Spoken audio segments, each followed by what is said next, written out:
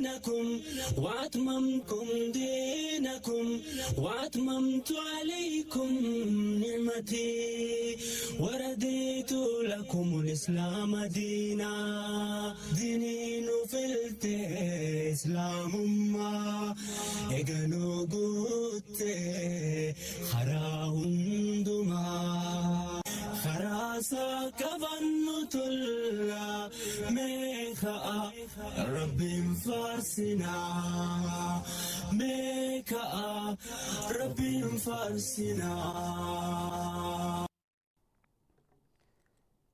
أعوذ بالله من الشيطان الرجيم. بسم الله الرحمن الرحيم. والحمد لله رب العالمين والصلاة والسلام على نبينا محمد وعلى آله وصحبه أجمعين. أما بعد، إخوة الكرام، السلام عليكم ورحمة الله وبركاته.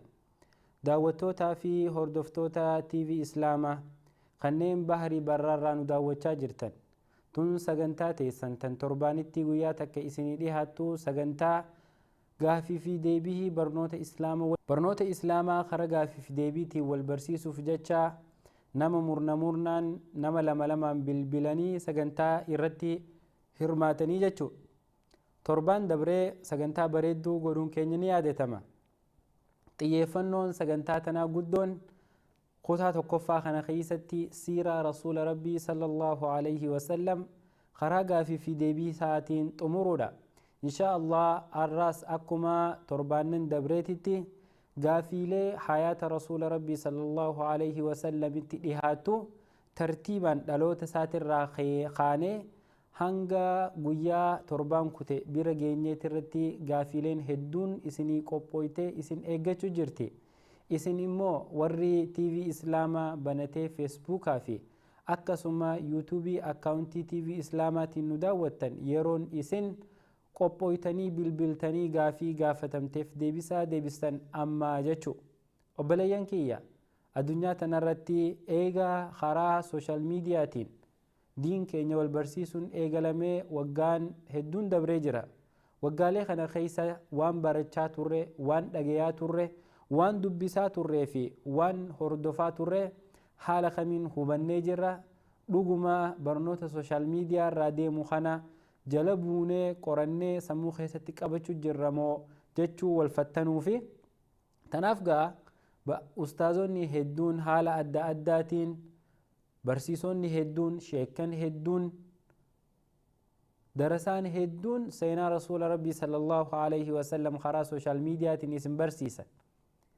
ani immoo waan isaan isin barsiisan san qabattammoo akkami gizee waan jettu gaafiilee cinaa laaftuu jajjabduu wal keessa laaquudhaan torbaanitti isinii qophaa'ee dhiyaadha. obboleeyyan kiyya kana daawwachaa jirtan sagantaa tana qulqullinaan argachuuf peejii TV Islaamaa akkasuma YouTube akkaawuntii TV Islaamaa banattanii sagantaa tana suduudaan hordofuu ni dandeessan. hordofuu qofaa miti, lamaan kana seef godhachuudhaan ammarraa jalqabdanii bilbiltanii irratti hirmaattanii wal dorgomuu dandeessan ta'uu asumaan isinii dhaamna. obboleeyyan Islaamaa, Rabbi Quraana keessatti akkuma mata duree irratti waliin dubbannee turre falyatanafasil mutanaafisuun, mee waan khayrii tanarratti wal haa dorgomanii. rabbi muslimni khayrii irratti wal haa dorgomuu, muslimni khayrii irraan quufuu, mu'minni khayrii irraan quufuu. tanaaf namni mu'minaa khayrii irratti wal haa dorgomuu, diin islaamaa barachuu irratti, diin islaamaa barsiisuu irratti, diin islaamaa addunyaatti facaasuu irratti wal haa dorgomanii rabbi subhaanahu wa ta'aalaa nun jechaa jira. kana sababa godhachuudhaan akkaataa diin keenya karaa laafaan itti barachuu dandeenya. akkasuma wanni karaa gooneef namni yeroo waan takka gaafatamee deebisaasii takkaan khalatee takkaan yaadatee harkatte jeeni barsiisaan takkaan namni gaafatu kun isaa hime umrii isaatitti namni kun waan san irraanfachuu dhabuutu kajeelamaa jechuudha. tanaaf sagantaan tun karaa godhamte. obboleeyyan Islaamaa, sagantaan tun heddumminaan tan isin bilbiltanii irratti hirmaattanii turtii gaarii keessatti wajjin goonu waan taateef jecha ani hedduu haasawaan sa'aa isin duraan gubu. namni qophaa'e yoo jiraate bilbila akkuma torbaan kute hirmaachuu turtanitti bilbila lamaan kana fudhachuudhaan bilbila lamaan kanaan bilbiltanii irratti hirmaattanii sagantaa tana bareechitanii waliinis bareeduu dandeessanii jechuudha. Kanaaf hanga dandeessanitti gaa isinis gaafii fi deebisaa tanarratti hirmaachuudhaan bilbila kana fudhattanii akka irratti bilbiltanii carraa teessan mokkortan isin gaafannaa jechuudha. Obboleeyyan kiyya torbaan duraa keessatti dhaloota rasuulaa sallallahu alaihi wasallamii fi haala guddina isaa waliin laallee turree jechuudha. Amma immoo umriin isaa xiqqoo ol guddatte rasuuli rabbii sallallahu alaihi wasallam gara dargagummaatti deemu jira. Umrii jiddugaleessaatirra jira. Isaa toora amata 10 olii kana jiru wal dhiisnee wal biraa kunne. Gaafiileen guyyaa har'aa qabannee dhiyaanne takka takka isiniifillee tuqubaadhu. Rasuuli rabbii sallallahu alaihi wasallam isaa amata 10 nirraa jiru hanga amata 25 jidduutti seenaa ergamaa rabbii keessatti maaltu uumamee waan jetturraahi gaafiif deebiin hanga kana jidduudha naannooyti jechuudha. Warri bilbiltanii sagantaa tanarratti wal dorgomuuf yaalii godhuu barbaaddan. Rasuuli rabbii sallallahu alaihi wasallam umrii isaa amata 10 irraa hanga amata 25 maaltu uumame wanti taariikharraa akka dubbannu nu gootu hedduun tan amata 15 kana isaa amata 10 ilaa hanga 25 jiruu rasuuli rabbii sallallahu alaihi wasallam maal godhuu ture, haalli jiruu isaa maal fakkaachuu turte, ambiyaan taane hin ergamne ergamaa rabbiin taane jiruu fi jireenya isaa akkamitti gaggeessuu ture jechuurraahi arra walii dubbanna. Torbaan dabree gaafatamaan dhumaa warri lameen dhumarratti wal dorgome wanni isaan irraa gaafatamanii turan hojii jalqaba rasuuli rabbii sallallahu alaihi wasallam hojjeterraa gaafatamanii turan. Jalqaba hojii rasuula rabbii sallallahu alaihi wasallam maal fakkaatti? Rasuulli sallallahu alaihi wasallam hojiin isaanii tan ganamaa tan harka itti hiikkatan tan jireenya isaanii ittiin gargaaruuf manaa ittiin bahan tan jireenya isaanii ta itti gaafatamummaa mataa ifii fudhachuu tan jalqabaa ittiin eegalan isaa umrii meeqaati? Rasuuli rabbii sallallahu alaihi wasallam jalqaba gaafa manaa bahu maal dalaguu ture? Maallaqa harkachuu ture moo maal naggaduu ture moo re'ee tiisuu ture moo qotee bulaa ture moo najjaara ture moo shufeera ture moo waan jettu hedduu keessa deemnee gaaffii deebisaa gaggeessinee turre. Arra immoo yoo rabbiin keenya nuungee amma rasuuli rabbii sallallahu alaihi wasallam re'ee tiisuurraa ol guddatee amma amata 10 keessa jira. 10 hanga amata 25 jiru kana waan uumame bakka inni deeme biyya inni itti saafare eenyu wajjin akka itti saafare amata 12tti amata 15tti amata 20tti amata 25tti rasuuli rabbii sallallahu alaihi wasallam jireenya isaa keessatti maaltu gaggeeffame waan jetturraa bal'inaan wal mari'an. Obboleeyyan islaamaa turtanii bilbiluun keessan silattuu ni beekama. Jalqaba kana namni hedduun hin bilbiluu eega sagantaan dhumuu kaatee namni hedduun bilbilaa jechuudha. Warri qophooytanii laayivii nu daawwachuu jirtan hanga namni bilbilee gaggaafatamuu hin eeggatina. Warri amma lafa jirtan yoo ammaan bilbiltan ammaan harkachuu ni dandeessan. Booda gaafa daqiiqaa 10-15 bira achi kunne. Tanaaf obboleeyyan kiyya ammallee hanga dandeenyetti barumsa diin islaamaa kana barachuun fardii akka tahee walii himne sanirra dhaabbannee hadiisa rasuulaa sallallahu alaihi wasallam walii odeessine. Ergamaan keenya nabi Muhammad sallallahu alaihi wasallam hadiisa isaanii qulqulluu keessatti talabul ilmi fariidatun ala kulli muslim, ilmii islaamummaa tana barachuun ilmii tanaaf sinqii guurratanii manaa bahanii bakka isiin jirtu barbaadanii ilmii tana waa dukkanaa fi ifa addaan beeku akkuma namni warafa keessan ejjan akkuma namni dukkana keessa baatirii barbaaddatee deemu jiruun tun immoo beekumsa islaamaatiin ala dukkanaa baatirii takkaanuu ifaa jireenya dukkanaa kanaan ibsattan ilmii diina islaamaati quraanaa fi sunnaa rasuula rabbii sallallahu alaihi wasallam baradhaahi nun jahaa jechuudha. Kanaaf obboleeyyan kiyya obboleeyyan islaamaa amarraa eegaluudhaan gaa yoo namni bilbilee sararatu tahee suduudumaan gara warreen bilbileef gaafii dhiheessuutti dabarra. Isinis namni carraa barbaadu namni sagantaa tanarratti hirmaatee wal dorgomuu barbaadu akka sagantaa tanatti hirmaatan gamanumaan itti isin afeeraa waan waliin haasawaa jirrutti dabarraa jechuu. Obboleeyyan kiyya barnoonni islaamaa kuni addunyaa tana qofa irratti osoo hin taane bakki inni akkaan itti nama fayyadu guyyaa aakhiraa, guyyaa haadha abbaan waliin beeyne, guyyaa abbaan ilmoon beeyne, guyyaa haatii ilmoon beeyne, guyyaa ilmoon haadhaa fi abbaa isii dhaltellee beeyne, guyyaa ilmi namaa kun akka garaa haadha isaa keessaa bahetti deemu ka ilmi namaa diimaa gurraacha waliin beeyne, ka saahibni amma waliin nyaachuu jiru kun hundi wal quban qabne, ka saahibni amma wal mararfatu kun hundi wal quban qabne, guyyaa sanii ilmiin tun qur'aanni kun akkasumatti wanni barannee itti dalaynu kun gaachana nuu taatii jechuu. Tanaaf barumsa diin islaamaa barachuun akkaan barbaachisaadha, akkaan dirqamaa jechuu. Akka waan yoon fadhaniin baradhaa yoon fadhen baradhuu jennee fudhachuu hin dandeenyu. Yoo barumsa diin islaamaa hin qabaanne khaaliqa nu uume wajjiinii wal dhabnaa jechuu. Khaaliqa nu uume akkamitti gabbarraa, huduudni takkaanuu eessa nuti rabbi irraa dhaabbannaa, amantiin islaamaa tun eessa nurraa dhaabbatti beekuu hin dandeenyu jechuu beekumsaan alatti. Yoo ammoo beekumsa qabaanne rabbiin waan kanatti nu ajajee waan kana dalaguun dirqama. Akkasuma ergamaan rabbii sallallahu alayhi wasallam akkana taha akkanan tahinaa naan je'ee ilmi islaamaa keessatti baratamaa jechuu. Yoo ilmi diina islaamaa kanan baranne ajaja rabbiin subhaanahu wa ta'aalaa nu dabarsee hojiirra oolchuu hin dandeenyu.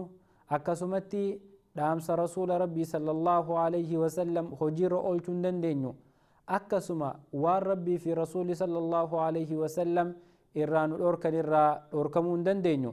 Tanaaf barnoota diin islaamaa kana barachuutti haa jarjarru.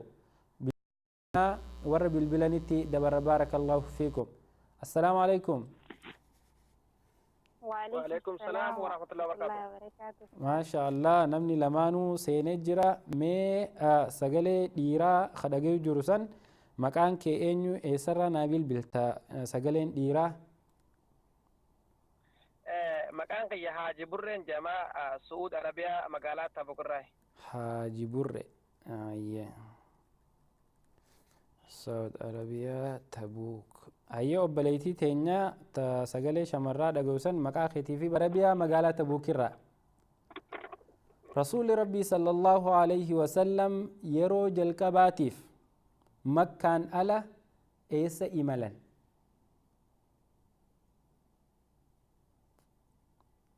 نندمسا إيه يرو جلكباتيف أديرسا وجين قرب يشامل إملا ندرا bakkuma isaan itti imalan qofa naa himtan. Shaam. Gara Shaamitti. Deebisaa dhumaati. Ka yaadatti sana magaru. Taate hayyee. Obboleettii teenya Ummu Huzayfaa gaafiin tun atiifis akkasumatti dabarti. Rasuulli Rabbi sallallahu alayhi wasallam yeroo jalqabaatiif Makkaan ala gara kam imalan? Magaalaa Madiinaa. Gara Madiinaatti imalanii? Okay. Madiina yeroo jalqabaatiif Madiina gaafi deebisaa dhumaati? Inshallah. Jazakumullahu khairan. Isin lamaanuu gaafii gaafatamtaniif deebisaa naa kennitanii jirtanii eenyutu sirrii harkatee boodarra itti deebinu taana. Amma suduudumaan gara gaafii lammaffaa tarkaanfanna. Gaafiin lammaffaa حاجي بري رسول ربي صلى الله عليه وسلم إملسا أن يوجيني إملا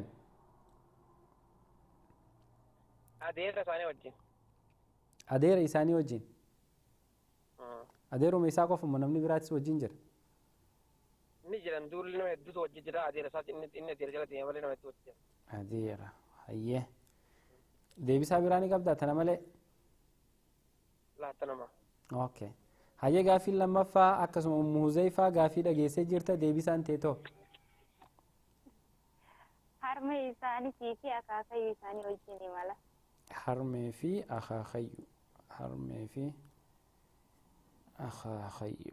أخاخي أي غلطوما ديبسات أماتي أم هزيفة إن شاء الله Jazaakumullah. Hayyee gaafii sadaffaatti dabarraa. Gaafii sadaffaa Haaji Burree rasuulli rabbii sallallahu alaihi wasallam yeroo imalan san umriin isaa meeqa turte?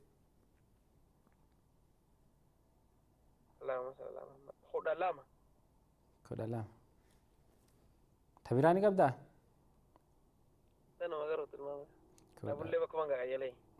kudha lama. Hayyee. Ummu Huzaifa waggaa 8. maasha Allah. jazakumullahu khayran. deebisaa dhumanaa hanitanii mislamaanu. jazakumullahu khayran. baarakallahu fiikum. islamaanu gaafii fi deebisaa TV islaamaatirraa isiniif dhiyaatu irratti hirmaachuu keessaniif hedduu galatooma isiniin jechaa amma gara gaafiilee isin gaafatamtee fi deebisaa sirrii titti dabarraa. baarakallahu fiikum.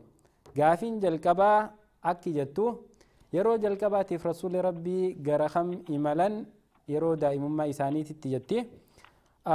obboleessi keenya Haaji Burreen Shaamitti imalanii je'ee deebise. akkasuma obboleettiin teenya Ummu Huzayfaan Xaa'ifirraa rasuulli rabbii sallallahu alaihi wasallam Madiinatti imalan jettee deebiste. gaafii tana arkatee obboleessa keenya Burreen Haaji Burreen gaafii tana arkatee jira. obboleettiin teenya Ummu Huzayfaan har'a yeroo jalqabaatiif gaafii tana dhabdee jirti jechuudha. gaafii jalqabaa Haaji Burreen sirritti arkatee rasuulli rabbii sallallahu alaihi wasallam jalqaba makkaan ala garri isaan itti imalanii gara Shaamitti Madiinaa eega anbiyaa tahee rasuulli rabbii sallallahu alaihi wasallam imala nuti irra jirru imala fagooti. obboleettiin teenya wanni isiin nu himu turtellee waan imala gara Madiinaa imala osoo hin taane qabrii abbaasaa ziyaaruuf kajeeme torbaan dabree waliin xumurree jirra. gaafiin tun deebisaan isii yeroo imaltuu fagoo imale rasuulli rabbii sallallahu alaihi wasallam gara Shaamittii jechuudha. gaafiin lammaffaa obboleeyyan keenya lamaan irratti wal dorgoman eenyu waliin imalanii gaafii jettu. gaafii tana obboleessi keenya Haaji Burreen adeera isaa wajjiin imalanii je'een nu deebise.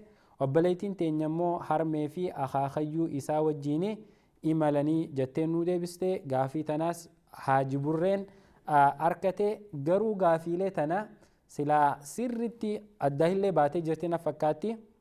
ani jalqaba gaafan eegalu rasuulli rabbii sallallahu alaihi wasallam isaa umrii 10 oliitirraahi gaafii deebisaan gaggeeffamtiin isiniin je'ee ture. imalli inni godhe akkuma obboleettiin teenya jettu rasuulli rabbii sallallahu alaihi wasallam gara Madiinaatitti haadha isaa wajjin deemee jira. akkasuma harmee fi akaakayyuu isaa wajjin deeme. isiifillee qabuu ni dandeenya akkasitti jechuudha. garuu tan amma irraa haasawaa jirru isaa amata 10 ol dabare waan taateef akkasitti qabna. gaafiin sadaffaa immoo yeroo san rasuulli rabbii sallallahu alaihi wasallam umriin isaanii meeqaa tajettu turte. rasuulli rabbii sallallahu alaihi wasallam yeroon san umriin isaanii amata 12 turte jechuudha. gaafiin hangaafadhe tanaaf deebisaa sirrii kanaa deebise Haaji Burree. Ummu Huzayfaanis gaafii tana akkuma sirriititti deebiste garuu mawduu'aan an dura tuqesan waan dhageesse natti hin fakkaattu. isiin immoo kan gaafa rasuulli rabbii sallallahu alaihi wasallam haadha isaa wajjiin deemaniisanii amma immoo bakka haadha isaa san bira kunnee jirra.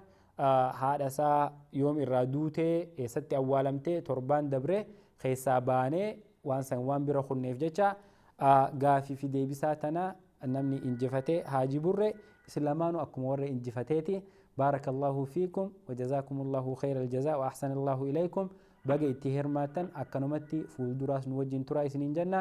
assalaamu alaikum warahmatullahi wabarakaatu. bira dabaree jiru jechuudha. hirmaannaan keessan itti haafuufuu obboleeyyan islaamaa namoonni baay'inaan daawwachaa jirtan bilbila keessan lafaa fuudhuudhaan bakka harka kiyya kanarraa arkitan bilbila TV islaamaa lameen kana TV islaamaa lakkoofsa 1 fi TV islaamaa lakkoofsa 2 jechuudhaan moobaayila keessan keessatti seef godhadhaa. achi booda immoo gattuqaa iimoo teessaniin bilbila carraa harkadhaa. irratti wal dorgomaa isiniin jenna. baarakallahu fiikum hirmaannaan teessan itti hafuuftu. obboleeyyan kiyya rasuuli rabbii sallallahu alaihi wasallam daa'imummaa isaatitti abbaan irraa du'e, akkasuma daa'imummaa isaatitti haati isaa irraa duute, haadha isaa booda akaakoo isaatu fudhate, akaakoo isaa booda immoo eega akaakoon akhrame adeera isaatiitu fudhate jechuudha. amma rasuula sallallahu alaihi wasallam amata haati isaa amata jahatti irraa duute, haati isaa amata jahatti irraa duute. gaafii ummu huzeyfaa san achiin jalaa ba'uu ni dandeenya waa isin deebisaa turte. rasuuli rabbi sallallahu alaihi wasallam haati isaa amata jaha irraa duute, eegas booda akaakoo isaatii isa fudhate, akaakoon isaa immoo isaa amata 8 irraa du'e. isaa amata 8 gaa haati isaa already duutee jirti. haadhaa fi akaakayyuu wajjin akkaataan itti deemu, akaakayyuun isaatis isaa amata 8 du'ee jira. zamanni inni madiinaa haadha isaa wajjin dhaqesan isaa umrii jahaatii jechuu taarika adda addaati bakki lameen san.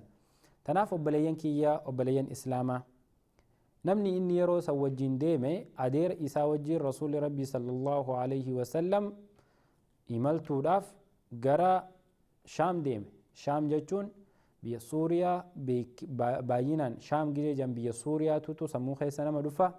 falastiin, ordon, biyyoota akkanaa kana biyyoota akka iraaq faatu biyya shaam jaamee yaamama. biyya dowlaa shanitti walitti arda shaam jedhamtee yaamamti jechuu. akkuma zamana rasuula sallallahu alaihi wasallam arda alhabasha jee Itoophiyaa, Suudaan, Soomaaliyaa, Keeniyaa fi naannoonni kun hundi gaafa mootuma tokkoon bulan gaafa arda alhabashaa jedhamanii yaamaman biyyi shaam akkasitti beekamti jechuu. kanaaf obboleeyyan kiyya rasuuli rabbii sallallahu alaihi wasallam zamana san namni inni wajjin saafare adeera isaa Abu Xaalib wajjini saafaree jechuu. umriin isaa amata 12 akka turte obboleessi keenya Haaji Burreen nuu hime. jazaakumullahu khayran isaaniin jennaa jechuu. akkasi ammallee bilbiltanii warri biraa hirmaannaa godhuun isinirra haa jiraattu. jabaadhaa hirmaannaa godha.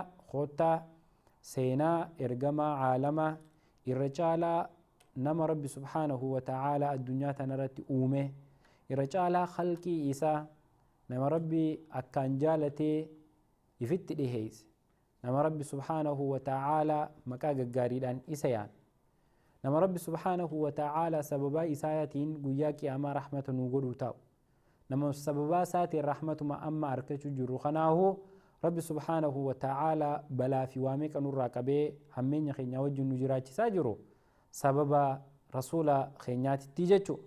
tanaaf obboleeyyan kiyya, obboleeyyan islaamaa, taarika ergamaa rabbi barachuun nama hunda irrattuu dirqamaa jechuu. nama hin beeyne tokko akkanumatti lafaa kaatee jaalachuu hin dandeessu. nama hin beeyne maxxanfachuu hin dandeessu. nama hin beeyne rahima godhachuu hin dandeessu. nama hin beeyne akkaataa isaa hordoftee jala deemuu hin dandeessu. ergamaa rabbii maqaa qofaadhaan beeyne maquma isaa qofa Muhammad ergamaa rabbiiti nutti ergame diin kana nu dabarse qofaan beekumsan taatu. yoo as deebinee nama kubbaa taphaturraa wal gaafan dargaggeessi akka kiyyaa fi kan daawwachaa jiranii kumaatamni meeqa taphataa kubbaa taphatu maqaa isaa wajjin, umrii isaa wajjin, quxurii meeqa uffataa, akkasuma maal nyaata, jaartii isaa maqaan eenyu, ilmaan meeqa qaba, manni isaa doolaara miiliyoona meeqatti bitatee, mana isaa keessa gurfaa meeqa jira, eessatti bishaan daakaa, eessatti ispoortii dalagaa, kilaba keessa taphatu kana yoom mallatteessee hanga yoomii waliin taahuu deemanii goolii meeqa lakkoofsisee jira. waan kana hunda dargaggeessi keenya anarraa qabii mataa keessatti akka haafizul quraanitti haafizu duniyaa wa haafizu kuratil qadam taane waa'ee kubbaa miilaa tana haffaznee mataa keessaa qabnaa jechuu. akkasuma ijoollee shamarranii bira yoo deebine musalsala adda addaa kan tiiviilee adda addaa qanaatarra dabru MBC 1 jettaa, MBC 2, 3, 4 jettaa achirra dabaru sa'aatam eegalaa musalsalli san eessatti dalagamee eenyu boru maaltu tahuu deemaa halaqaa dhuftu keessatti akkamtu akkam tahaa eenyu ajjeesaa eenyu jaalataa eenyu jibbaa eenyu fuudhaa tana hunda akka waan jireenya keenya kanaaf barbaachisaa taateetitti hordofnee jala deemnaa jechuudha. Nuti hundi dhiiraa fi shamarran keenyaas as deebinee yoomee eenyu akkaan jaalattan jettee gaafatte namni musalsala dalaguu san maqaa nuu himuun dhabamu. Akkasuma eenyu addunyaa tanarratti akkaan mararfatte akkaan jaalatte yoo nuun jette kaanis Meesii fi Roonaaldoo takkaanuu taphattoota kubbaa miilaa kan akkaan jaalatan himachuun isaaniin oolamtu.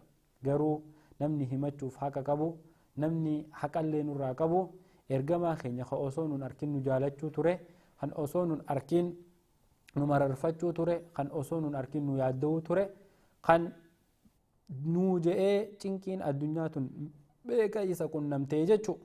Osoo rahaa godhuu danda'u diin kanaaf waa meeqa kafalee jechuudha.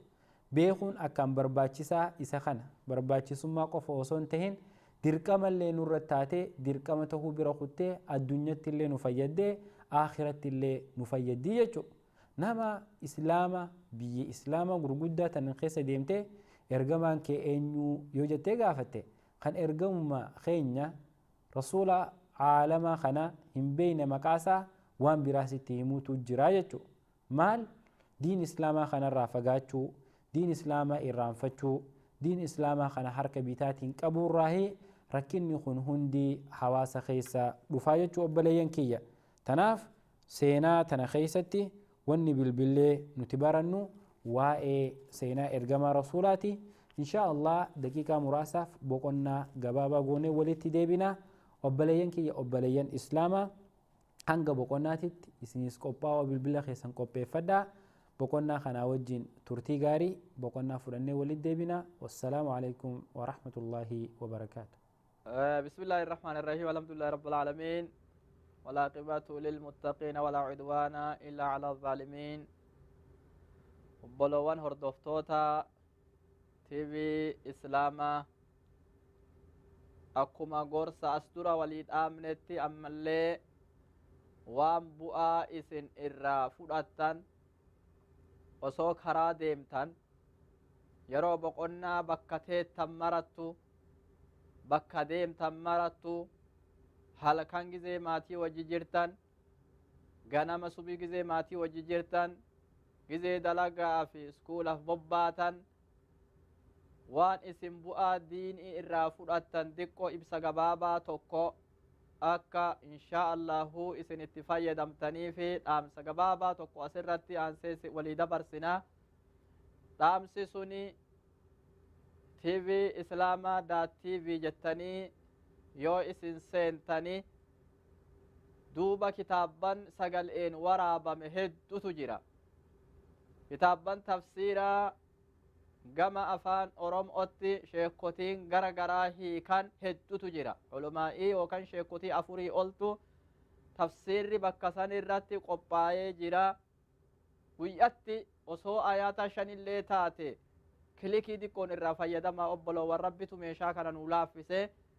Namni kitaaba hadiisaa feetan 40 Nawawi irraa qabamee haga ilaa sunanattu marru waraabamee jira. Itti fayyadamaa kitaaba jala deema. Kitaaba aqiidaa yoo feetan waa'ee aqiidatti warra usuulu salaasarraa qabee usuulu sittarraa qabee usuulu arba'arraa qabee سلم الوصول الراقبه كتابا ورابمه كعقيده لين اچ غبا جرا الرا فيدما اكسما كتاب لغه نحوي وفيتان ورابمه اچ غبا جرا الرا فيدما سيرة نبي محمد صلوات ربي وسلامه بريد يوفيتان ورابمه اچ غبا جرا الرا فيدما اكسما غرسماتي من كيستي ماتين توكو اكمي وجي جراتا jechuu yoo baratuu feetan achi gubbatti waraabamee jira obboloowwan irraa fennaa.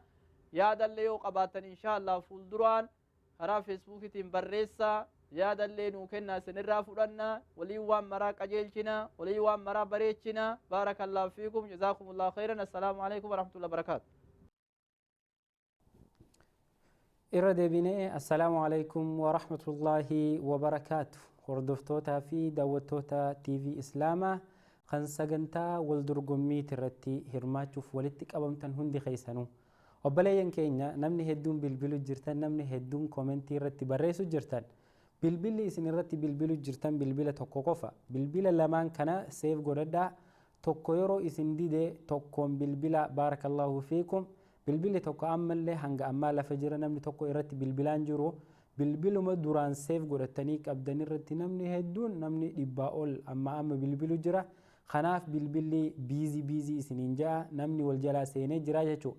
Mee ammarraa jalqabuudhaan lakkoofsa iskiriina irratti arkitan kunoo harkuma kiyya kana laalaa lakkoofsa iskiriina irratti arkitan lamaan kana TV Islaamaa lakkoofsa tokko TV Islaamaa lakkoofsa lama ja'aati qabadha takkaan akkuma isinii mijjaawetti barreeffadha gaafa tokko isin didu tokko yoo bilbiltan ni arkattan yoommoo lamaanuu isin dide namatu sararra jira jechuudha osoo namni sararra hin jirre bilbilli lamaanuu biizii isinii jechuun jira bilbila lamaanuu jalqaba seef godhadhaa baarakallahu fiikum koomentii irratti illee teeknishaanni keenya isinii barreessanii jiranii tanaaf obboleeyyan kiyya akkasitti waliin deemuu dandeenya jechuudha hanga siifuugaa turtii gaarii isiniin jenna kunoo harka kiyya kana biraa lakkoofsa lameen kana seef godhadhaa jalqaba baarakallahu fiikum boodarra akkuma isin beeytan yeroo sagantaan gara dhumaatitti kaatee namni hedduun bilbilutti kaatanii anillee yeroo sagantaan gara dhumaatitti kaatu sagantaa dargaggoota akkasuma sagantaa quraanaatti jira waan taateef sa'aa dabalataa argachuun ni ulfaatti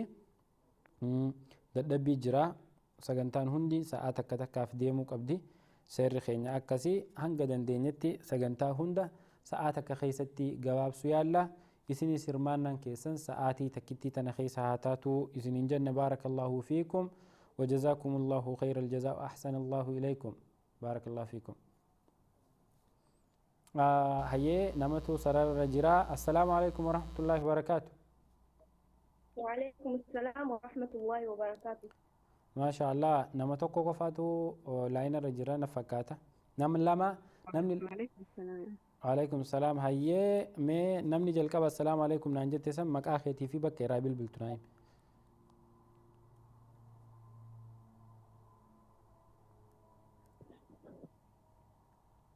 hello أنا sagalee kiyya dhaga'u jirtanii dhaggeeffama hayyee namni duraa maqaa keetii fi bakka irraa bilbiltu naa himi jazaakumullah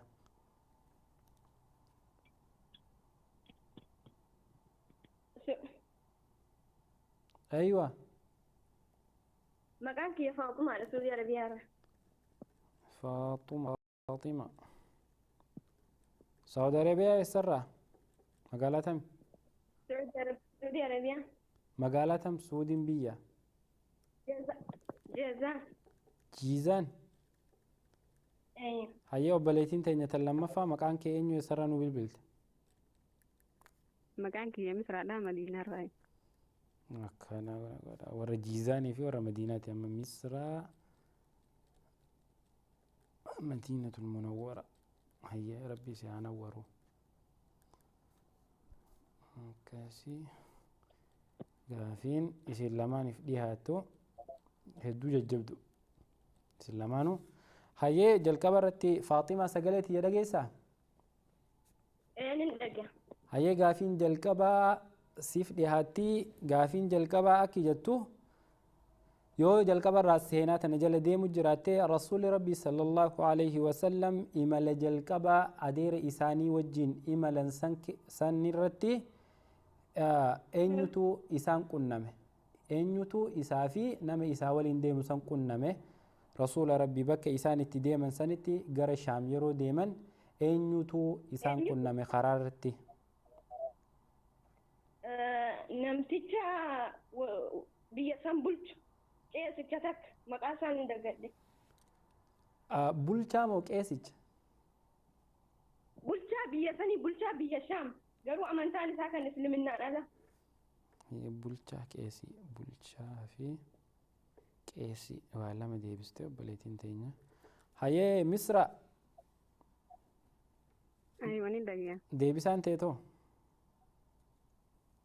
raayibee jaamaa namticha warra shaamsan irraa hante راهب أيه راهب أيه نمت جورا شام تاتي وديبي سابراني كبدا خبران كم جزاكم الله خيرا قرقا في لما فاتتي دبرة hayyee namni isaan qunname san maal arkee maal adeera isaatiin je? namni isaan qunname sun irran adeemu isaa namni isaan qunname san maal arkee maal adeera isaaniitiin je? namtichi rasuul sallallahu alaihi wasallam mucaa xiqqaa kana jedhanii jedhee qabee isaan kan duumessinii fi wanti isaan deemanii isaan warri wajjin jiran waan arganii namtichi hin arga duumessaa fi kan irra duumessaa heecha. Hayyee. Argee itti mucaa kana gaafatee mucaan kun kan kee gaafate adeera rasuul sallallahu alaihi wasallam. Maal jeen adeera isaatiin? Adeera isaatiin mucaan kun kan keeti jedhee gaafate sa adeera rasuul sallallahu alaihi wasallam mucaan kan kiyya jedhee naanuu namtichinis irra deebisee gaggaafate gadi fageenyaan qorachuu barbaadee boodarratti mana isaatti affeeree waame isaan qorachuudha. Hayyee.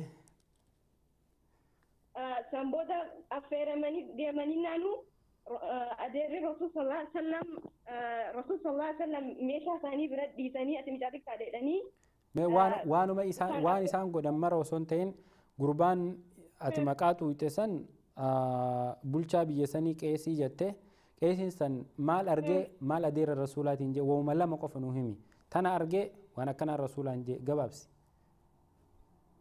Kan arge duumessi irratti duumessa rasuul sallallahu alaihi wasallam irratti argee. Tole duumessaa argee maal je'een adeera rasuulaatiin.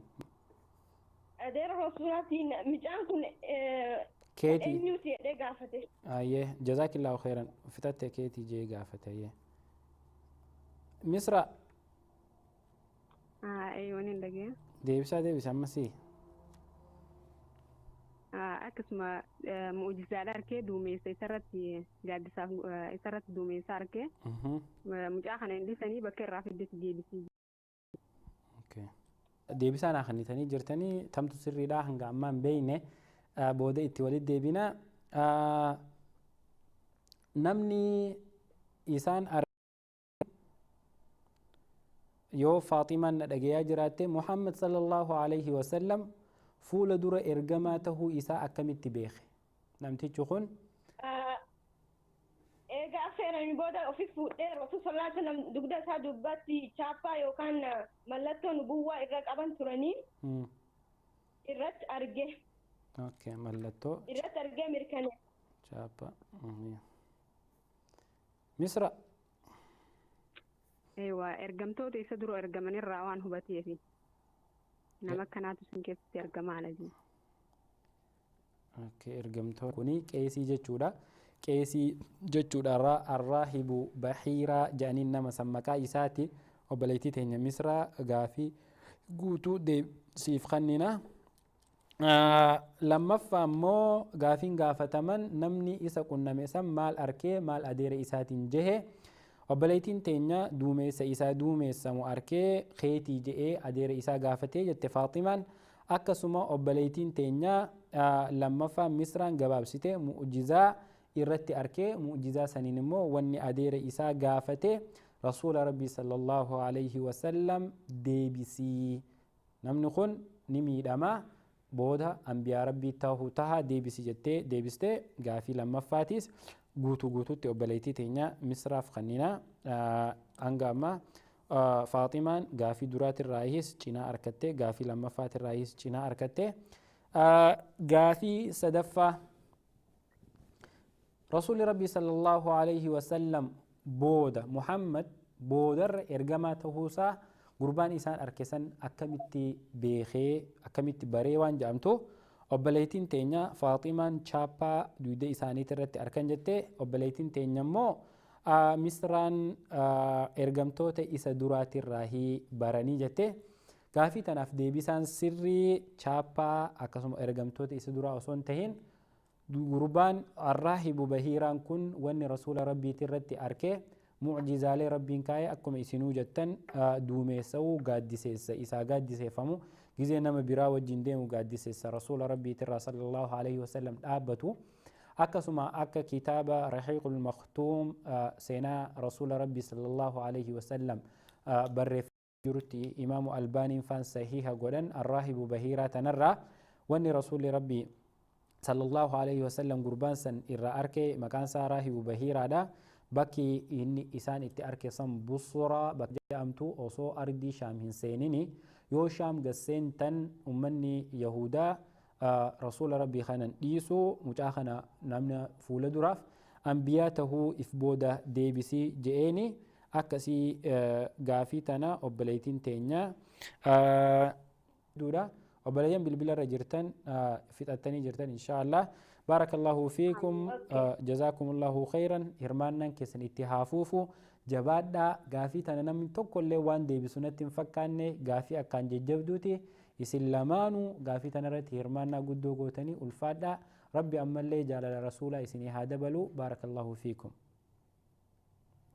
ما شاء الله أكسي قربان راهب بهيران كن واني أدير رسولات صلى الله عليه وسلم إرقما ربي إفبود دي بسي نمنخن إرقما فولدر إرقما أكمت بيتي جنان بمعجزات معجزة أركيفي أكسما وان كتاب أحل الكتاب خيستي أنبيوتا إسان درارا خراغ دمسان تهو إساتي هميفي أكسيت أبا أدير الرسول صلى الله عليه وسلم كرواية الدادة خيس جرتوتي نبي محمد صلى الله عليه وسلم إساء أمتا كل لما شامر را جولي براتي وجين أكا مكتي ديبي أتاسيسي تجنانيس إفوجين فود ديمي جتي أكسي مرسى لمفا وبليين كينيا خن شمرني رتي هرمات شودان والدرغمي جبدو جيساني جراني هدو قبتين ثاني ولتديهاتي واتي كومالي خنافو وبليين كي وبليين إسلاما أكنمان هرمانا كيسان اتعافوفتو بارك الله فيكم وجزاكم الله خير الجزاء أحسن الله إليكم السلام عليكم ألو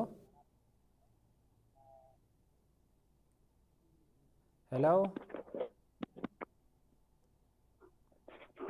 السلام عليكم وعليكم السلام مكان كي إنو بليتي يتسجلي سي أما دبته ماشي أم حمزة كويت أم حمزة أوكي كويت نمي لما فا السلام عليكم ألو وعليكم السلام مكان كي إنو إسرا نوبل بلتا أنا تأول سيد أنا ما لما فاتين دبسا جرا نمني لما فا سجلين تفاجو جرتي يو سجلتي يدا جيسه مكاخيتي في بكي رابيل بالتنوهيمي أم حمزة أكسمتي مسمرة نوتوريتي هنگا بليتي تسيتي دبلو نمني لما فا بالبلي هلو هلو مكان كيس نين دقيقة مكان كي إنيو إسرا نوبل بالتوبلتين ها مكان كي صارتو سجربي رايم صارتو بليس سلكي ديهاد دو سجلين تكجلو تين دقيقمتو سعودي عربية مقالة مراي رياض هيا قبا جزاكم الله خيرا بالبلا جلت ديهاد دا بكا نيتوركين سرتي سنيدا ليدو دا قولان أبليتي تينيا أم حمزة كويت ما سارتو سعودي عربية مقالة رياض الراهي غافي ديبسا خنرتي هرمات شوف ديماني غافين جلقبا أبليتي تينيا أم حمزة إيمالا عمري إساني كود هلو إسلامانو سجلت ينادى جيساني مي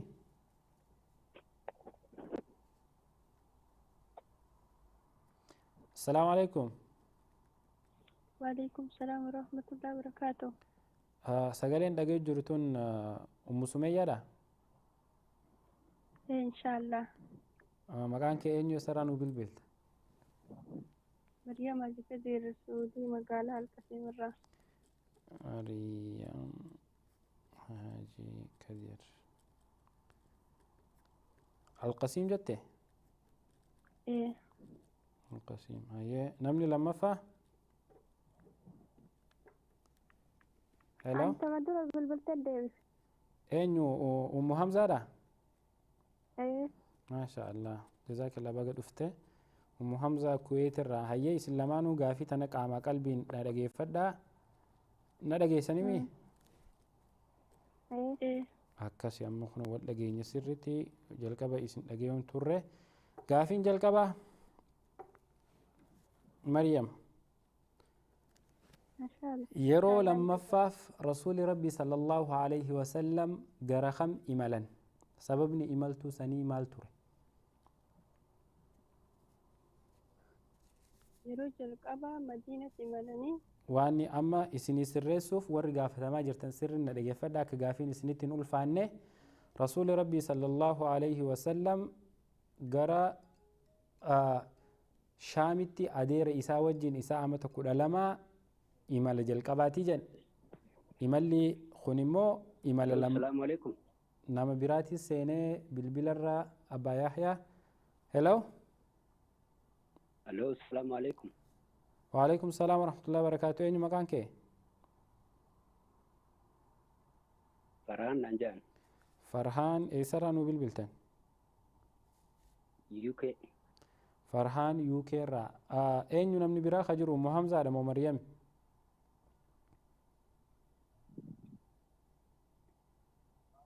هلو Ana banta. فرحان كبديتين جراتي أكسمن ناتوري كلين سرا نمني لما فا إسار سررا وجنجرو أينو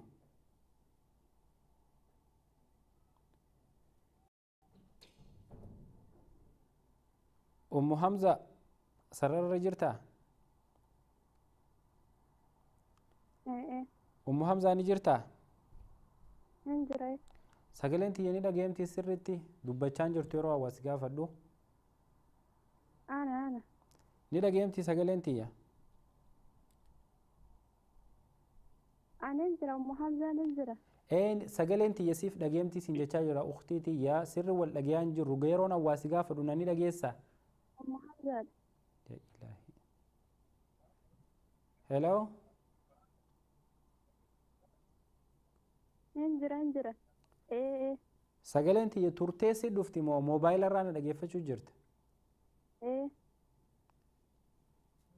abbaa yahyaa inshaallah yoo danda'amtee isiin lammaffaatuni sagaleen sii sirritti na dhageemaan jirtu namni biraa yoo jiraate farhaanitti ida'aa akkasitti deemuu dandeenya obboleettii teenya ta lammaffaatun turtee dubbatti sagaleen sii sirritti naan dhageeyamu hayya inshaallah gara nama biraatti dabarra obboleeyyan intarneeta keessa wal qixxeessaa bakka intarneetni irraa dhageemu bilbila hedduu nama rakkaa yoon sagalee teessan hin dhageenye sagantaa gaggeeffamu jirtu irratti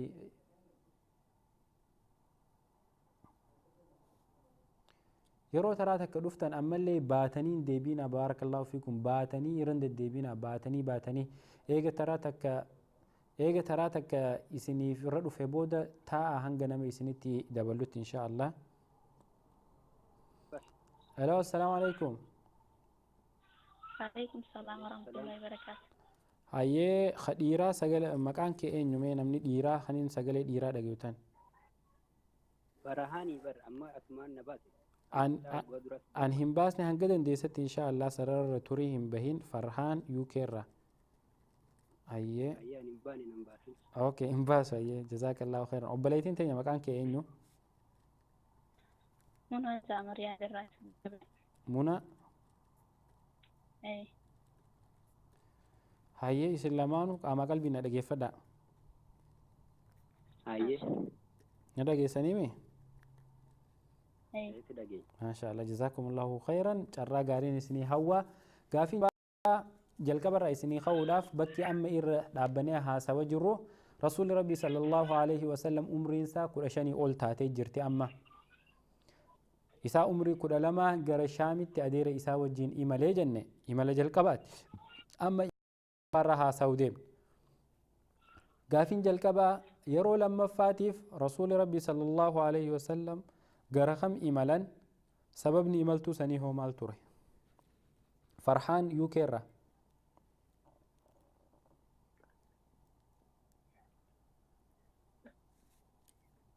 yaali rabbi si alaafisu Xaayif lola Amma laakiin galle mee gaafii tana irraaf deebi'i. amma maali yookaan garuma kamitti imale qofame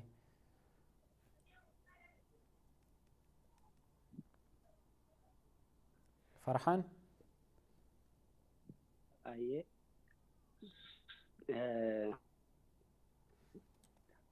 Xaa'ifitti malee kaanitti hin beeku. Xaa'if ayyee Xaa'if jettee Mee gaana. Muna Gaafii tana beebarsiisan. ayyee Muna gaafii tanaaf deebisaa طيب مدينة سافرة يعني قرآن قرأوا لابد قرآن برتشو ده rasuulli أي Madii- Madiinaa quraana barachuuf ayyee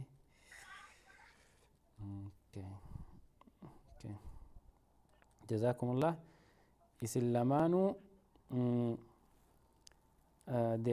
na deebistanii jirtanii gaafii lammaffaatti dabarra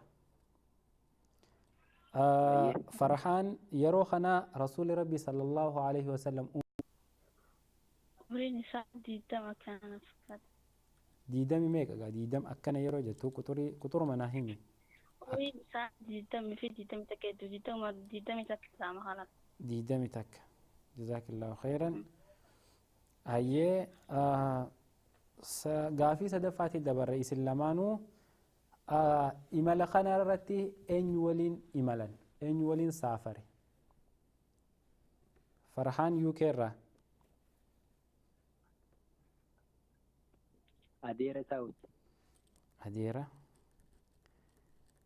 adeera sadaffaa Munaa gaafii tana gommii TV Islaamaatti irraa torbaanitti guyyaa tokko isinii dhiyaatu gaafii tanarratti Farhaan UK biyya Ingiliz irraa akkasuma Munaa Saudi Arabiyaa magaalaa Riyaad irraa bilbiluudhaanii dorgomanii jiranii gaafiin jalqabaa maffaaf rasuulli garam imalan tan jettu turte obboleessi keenya Farhaan UK irraa Xaa'if jechuun deebisee obboleettiin teenya Munaan immoo Madiinaa qur'aana barachuuf saafaree jettee isin lamaanuu gaafii tana hin arkanne gaafiin lammaffaa umriin isaa yeroo sanitti meeqa turte jennee Farhaan amata 12 je'e obboleettiin teenya Munaan immoo amata 20 takka ture jettee gaafii tanaas isin lamaanuu hin arkanne sadaffaa eenyu waliin imalanii jennee gaafanne imala marsaa lammaffaa tana keessatti namni inni waliin imalee adeera isaatii ja'aniiti deebisanii isaan lamaanuu adeera ja'anii deebisanii isin lamaanuu hin arkanne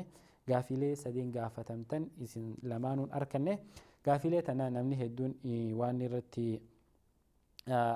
waan deebisaa jiraniif suduudumaan isinii deebisee gaafilee qophooyte tabiraatitti dabarra jalqaba gaafilee biraa isinii dhiyeessu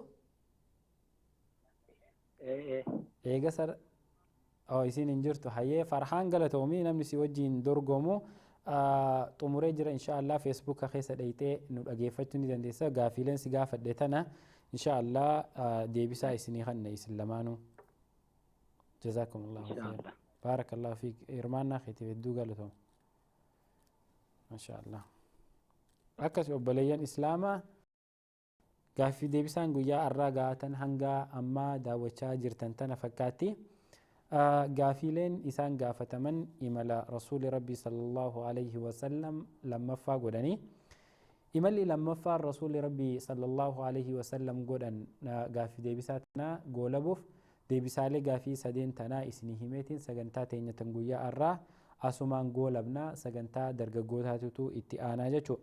Tanaaf obboleeyyan kiyyaa gaaffii tanaaf deebisaan yeroo lammaffaaf rasuulli rabbii sallallahu alaihi wasallam garam imalanii sababni imaltuu sanii hoo maalii tajattu rasuulli rabbii sallallahu alaihi wasallam yeroo lammaffaatiif yeroo umriinsaa xiqqool guddattee amata 25 taatu naggada adde Khadiijaadhaaf hojjattuu Khadiijaa yeroo ta'ee argamutti gara Shaam imalanii jechu isaa fi Meeysara gaafileen sadeen tun asumatti dhumti yeroo lammaffaatiif garri isaan imalan yeroo jalqabaatis Shaam adeera isaatti wajjin dhaqan eega Shaamii deebi'anii amata 13 ol taa'an booda gaafa umriin isaa amata 25 taatu gara Shaam marraa lammaffaatiif imale sababni imaltuu sanii immoo sababa naggadaatii fi naggadni inni naggada khadiijaaf meeshaa bitee gurguraa yeroo sanitti hojjattuu khadiijaa tahee osoo hin fuudhin dura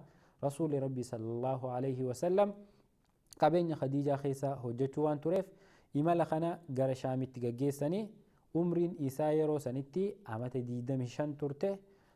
Sadaffaan immoo namni isaan waliin saafaran nama maqaan isaa Meeysaraa jedhamu riwaayaan takka takka ilma khadiijaati jetti. Khadiijaa gaafa liistii ilmaan isii keessa seenan namni Meeysaraa jedhamu ilma isii keessa hin jiru.